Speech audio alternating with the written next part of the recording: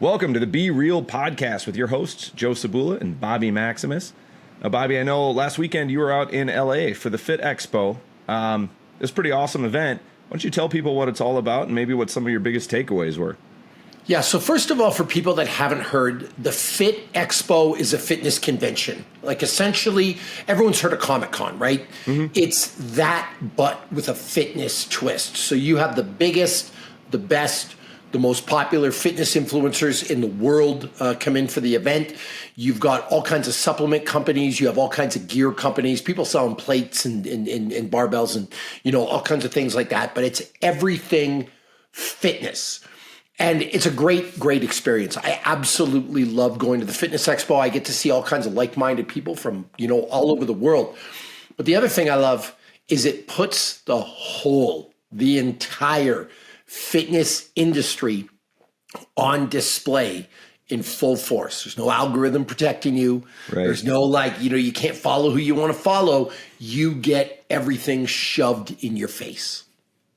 Yeah, I'm imagining you're seeing a lot of, interesting new gimmicks, hacks, all that kind of stuff there as well, too. Not just the best influencers, not just the most influential or knowledgeable people, but kind of the other side of the industry as well. Yeah, so it's a great platform to talk about the fitness industry in that regard, Joe, because I have been for years and years and years. One of my catchphrases, one of my gimmicks, if you will, has been no hacks, no shortcuts, no 3 easy payments of $9.99. And every time I go to one of these expos, there's always some new invention. Like, just to hear me out here. Regular creatine wasn't good enough. So then you have creatine gummies, and then you have a creatine popsicle, and then you have a creatine like a what? Do you have Mr. Freeze's? You know what I'm talking about? Like an Otter Pop, right? Then you got to have a creatine Otter Pop, and somehow it works better. There's always a new pre-workout. There's always a new superfood or an herbal remedy or something that it's the thing that you've been missing in your fitness journey. That's the thing that's going to take you to the next level. So there's a lot of that you see. And it's interesting because I think we all know deep down there's tried and true methods. If you want to get fit, it's I'm not going to say it's easy, but the process isn't that complicated, right? You work out every day, you eat some healthy food, you sleep 8 hours a night, you stay away from stress. And honestly, we say it in our app all the time, showing up 5 days a week is better than 4. Showing up 6 days a week is better than 5. And if you're flatlined, if you plateaued, if you're not seeing any progress or you don't like the reflection looking back at you in the mirror, the answer is not creatine gummies. Now listen, they're delicious and they taste like strawberries and I love them and I'll eat them all. But that's not the thing that's going to push you over the edge. It's literally, you just have to show up an extra day a week. That's what it's about. You need to try a little harder in the gym. That will solve 99% of the problems, but you can see at an expo like this, the things people are selling, the things people are peddling, the image they're pushing. And I'm not talking about the Fit Expo as a whole. I'm talking about some of the people that are there. Yeah. People don't want that answer. People want the hack. They want the shortcut. They want the gimmick. Well, realistically, fitness has been around for thousands of years, and the effective methods haven't really changed. I mean, certain coaches have figured out, if you're training for a specific sport, you can focus on X, Y, or Z, and you can get better at that sport. But the art of getting leaner, getting more muscular, that's been around for thousands of years. There's not really a ton that needs innovation. And it's cool, I think, that we live in an era where we have access to things like creatine gummies. It's a neat idea, right? But it's not going to revolutionize the thing the way that going to what's the technology, not the Comic-Con. There's another one where they do all the new video game consoles and all the new computer stuff. And there's always some massive breakthrough that's going to just revolutionize the whole thing. I don't think we're going to see that in the fitness industry, and people keep pushing for something to be that thing, and it just seems unnecessary to me. Well, to be honest with you, I'm glad you brought up gaming, and this analogy might not mean something to some people, but to others it will, Joe. I'm a gamer. My PlayStation 4 is honestly not that much different than my PlayStation 5. Like, it's not like the PlayStation 5. Now, listen, I was like in a lottery online to try and get one. You know, I tried to log in. I tried to get it day one because I thought it was going to be this earth-shattering thing. The games look fairly similar. Like, it's just not that much different. And so that's the same thing with fitness. Like, this has been around for 2,000 years. What do you think is going to get invented that's going to all of a sudden like completely change your life? Now, couple things with that. I'm a supplement user. So just to be fair, Joe, I take a multivitamin, I take creatine, I take glutamine, I take fish oil, I take a hormonal support, completely 100% natural. It's got some DIIM in it. It's got a little bit of vitamin D, like something it's supposed to help, you know, what's the word I'm looking for? Promote healthy testosterone levels. Okay. I take protein powder, take a little bit of collagen. And a lot of that is because I'm sponsored, so I get all the stuff for free. Yep. But I look at it as supportive to the actual task, right? And this is stuff I take every day. That said, if you took all of that away, I don't know how less fit I would be, right? Like when I travel for a week and if I don't, and I bring all this up, but if I didn't bring it, if I forgot my multivitamin, if I forgot my fish oil, the question is, would I all of a sudden fall apart? And the answer is no.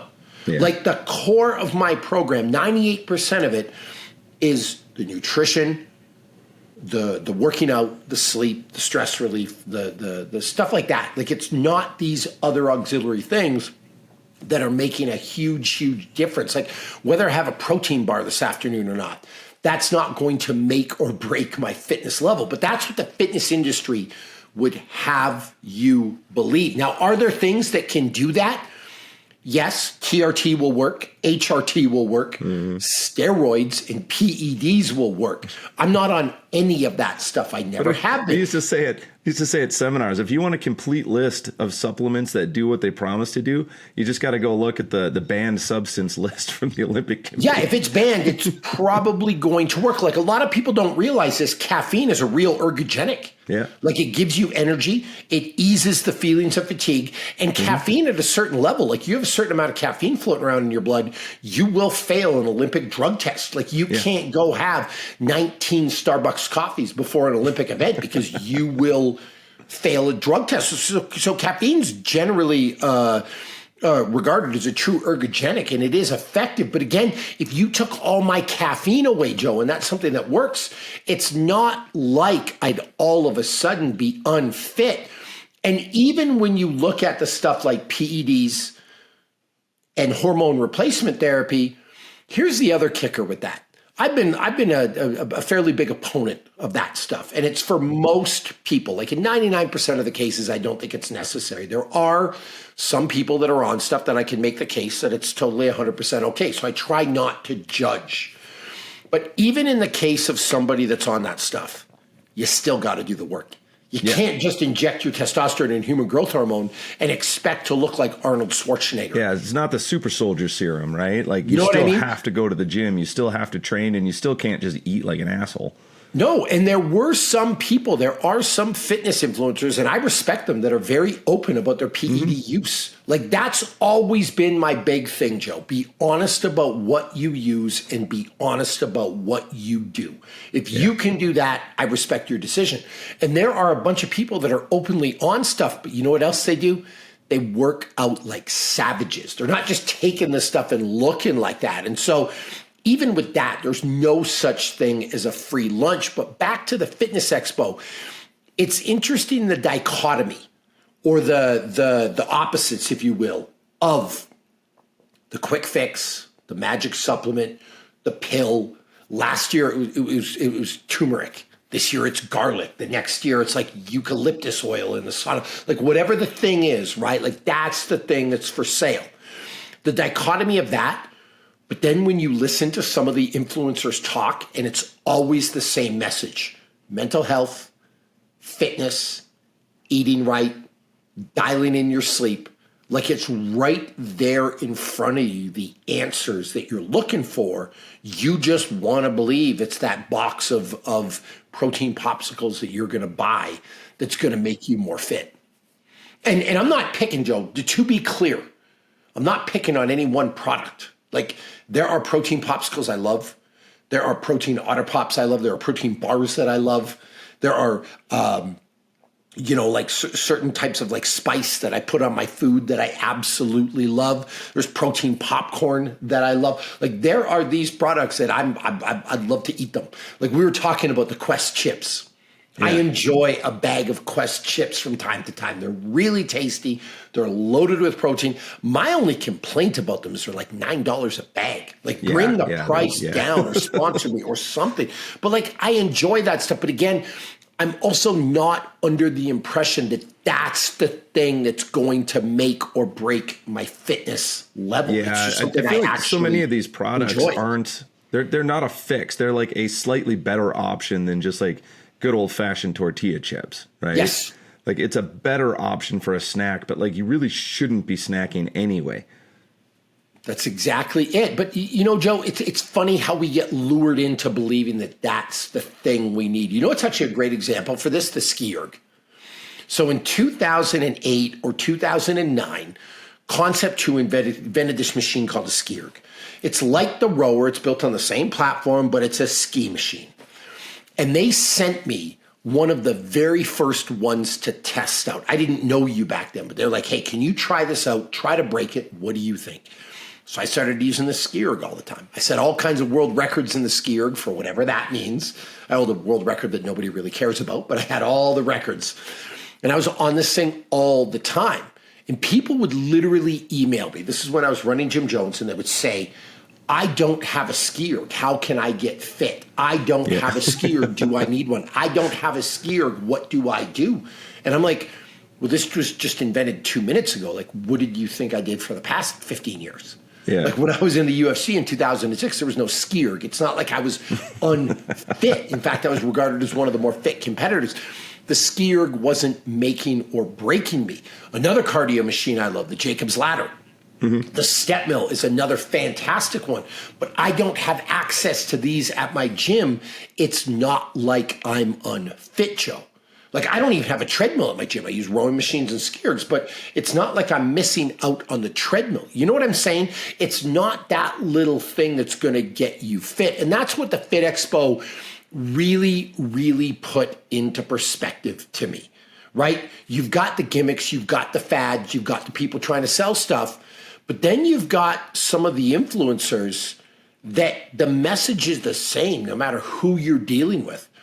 It's about hard work. It's about showing up. It's about sleeping more. It's about proper nutrition. And every single person I heard talk had the same message. Yeah, yeah. And there is something to this. For anybody out there who's a coach, you probably experience this. I used to get this at my CrossFit gym all the time, where somebody would be, in town for a wedding and they're just going to drop in for a day or whatever. And they really want to get their first muscle up. And their coach has been working with them for months and months and months, and they just can't get the muscle up. And then that day that they show up at my gym, I tell them something, and then they grab those rings, they do their little muscle up. It's not because I'm a better coach than their coach, right? It's like they put all this work in, and sometimes you just need to hear the exact same thing from somebody else's perspective. There's just a psychological thing of like, if I hear you telling me it, it's just Bobby babbling in my ears. But if I hear another guy say it, all of a sudden it'll make sense. And so it's interesting that all of these coaches, they do kind of come around to the same message. It sort of lets you know you're on the right path, Well, the other important thing about that, Joe, that I heard is that training for the muscle up wasn't created in a vacuum. Right. Like this person had worked for months and months and months and months and months. And that's another problem with the fitness industry. Like we talk about hacks and shortcuts.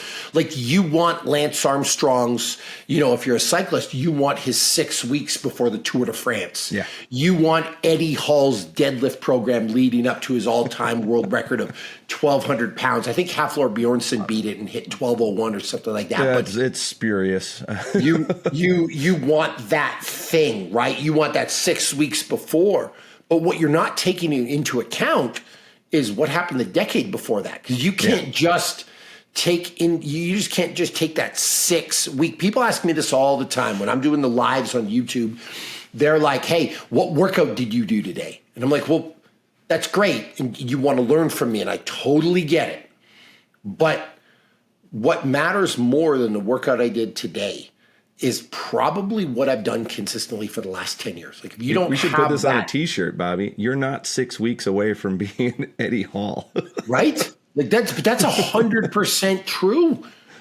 That's what matters most. And it's the fundamentals is what matters. So the point of the podcast is like, stop falling for these hacks, these gimmicks, these shortcuts. Like, you know what's going to work. And we've said that a million times, Joe. People don't want to hear it. Like, and you see it because what's for sale when you go to these expos? Gummies, popsicles, chips, a new type of cider that's going to change your life. There was energy drinks everywhere. And it's like, this new energy drink, this is the thing that's going to revolutionize the energy drink market. And I'm just, honestly, for the most part, some of them taste better than others. Some of them are a little healthier than others. But I'm just not buying that this is the thing that you need when people have been working out and getting fit since before Jesus was born, Joe. Like, literally. You know what I mean? Yep. So beware. The message for this podcast before we sign off is if someone says they found the thing, if someone says this is the one thing that you're missing that you absolutely need, and by the way, I just happen to sell it. If someone promises you a shortcut, if someone throws something at you that you've never heard of before, I would be real, what's the word I'm looking for? Critical of that method. Well, I'll say the same thing a little differently in the spirit of what we were just talking about. If it was something that you could purchase, if it was that one gimmick, these billionaires like Zuck, Bezos, Musk, do you think they'd be walking around looking frumpy? Yeah, they would all have it. Right? Like they would all have it, Joe. Yep. That's the reality. Like, never mind side effects. That GLP-1 stuff, it seems to work. I'm not saying the side effects are good for you. I'm not saying I recommend it. I'm not saying, but there's something about it that's effective. It's working for people. Like, you can at least, but for the most part, if it seems too good to be true, it probably is, Joe. I know you don't want to hear it, but that's the way it is. And there we have it. Another episode of the Be Real podcast, keeping it real 100% of the time. Listen, we're never going to have 1 million subscribers. I know what you want to hear. We got to come on here. We got to sell you something. We got to teach you something. We got to tell you got to have your ice bath at 44 degrees instead of 43 degrees. We got to tell you some secret sauna protocols. So we'll never have 1 million subscribers. But if you want real information from real people that live in the real world, this is your number one stop. So subscribe, like, turn the notifications on, share it with your friends. This is the help you actually need, and we'll see you for the next episode.